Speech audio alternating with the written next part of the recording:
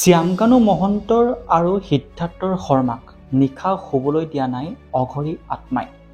প্ৰাণৰ শিল্পী জুবিন গাৰ্গৰ মৃত্যুৰ সৈতে নাম সাঙুৰ খোৱাৰ 5 অভিযুক্ত ইতিমধ্যে বাক্সাৰ জিলা কাৰাগাৰত সোমাই আছে আৰু সেই জিলা কাৰাগাৰখন নতুনকৈ মুকলি কৰোৱা হৈছে।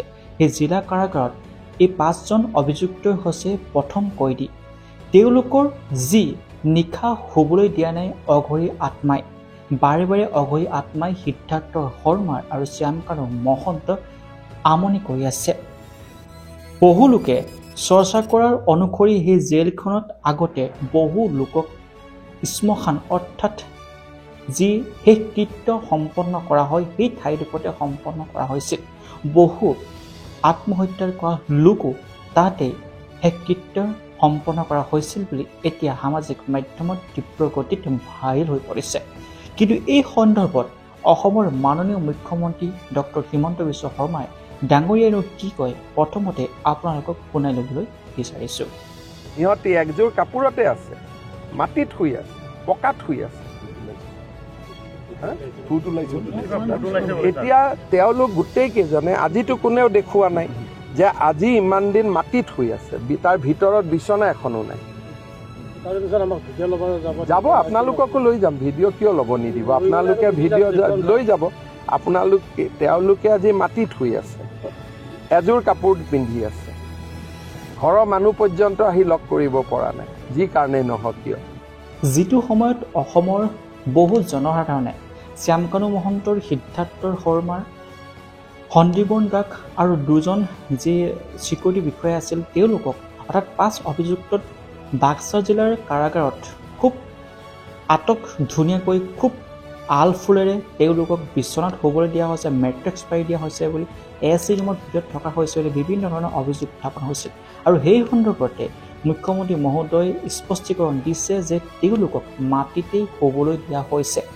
তেওঁলোকৰ বাবে কোনো ধৰণৰ বিচনা দিয়া হোৱা নাই, অৰ্থাৎ মেট্ৰিক্সো কোনো ব্যৱহাৰ কৰিবলৈ দিয়া হোৱা নাই। তাত নাই কোনো অত্যাধিক সুবিধা, তাত নাই পৰ্যাপ্ত পৰিমাণৰ AC, যিয়ে বহু লোকে প্ৰশ্ন উত্থাপন কৰি আছিল যে তেওঁলোকক AC ৰুমৰ ভিতৰত শুবলৈ দিয়া হৈছিল। তেতিয়া মুখ্যমন্ত্ৰী মহোদয়ে কৈছে যে স্পষ্টভাৱে যে জেলৰ ভিতৰত AC থাকে নেকি। তাৰ পাছতে এজন সাংবাদিকে তেখেতক প্ৰশ্ন কৰিছে যে সামাজিক মাধ্যমত তীব্ৰ গতিত ভাইৰেল হৈ পৰিছে যে এই শ্যামকানু সিদ্ধাৰ্থ থকাৰ জেলখনত অঘৰী আত্মা ওলাইছে বুলি। এই সন্দৰ্ভত মুখ্যমন্ত্ৰীগৰাকীয়ে এটা মিচিকে হাঁহি মাৰিয়ে সকলোখিনি কথা কৈ দিলে যে এইয়াৰ যি অঘৰী আত্মা ওলাইছে বুলি এতিয়া বহুলভাৱে প্ৰচাৰ চলি আছে। সেই সন্দৰ্ভত এটা কথা স্পষ্ট যে এয়া মাথো লোকবিশ্বাস বা লোককথা, মানুহৰ মুখে মুখে প্ৰচলিত এক কথা। এই যি অঘৰী আত্মাৰ তাৰ কোনো বিজ্ঞানসন্মত সত্যতা নাই। গতিকে যিসকল লোকে শ্যামকানু মহন্ত আৰু সিদ্ধাৰ্থ শৰ্মাৰ থকা জেলখনত অঘৰী আত্মা ওলাইছে বুলি প্ৰচাৰ কৰি আছে তাৰ কোনো সত্যতা নাই। কেৱল সামাজিক মাধ্যমতে এনেসমূহ বাতৰি খুব তীব্ৰ গতিত ভাইৰেল হৈ আছে। এই সন্দৰ্ভত মুখ্যমন্ত্ৰীগৰাকী এটা মিচিকে হাঁহি মাৰিয়ে সকলোখিনি কথা নকলেও কিন্তু মানুহে বুজিব পাৰিছে। গতিকে এই ভিডিঅ'টো যিমান পাৰে সিমান শ্বেয়াৰ কৰা আৰু জুবিন গাৰ্গৰ মৃত্যুৰ সৈতে নাম সাঙুৰ খোৱা এই 5 অভিযুক্তই কি শাস্তি পোৱাটো বিচাৰে আপোনালোকে কমেণ্ট কৰি জনাবলৈ নাপাহৰিব।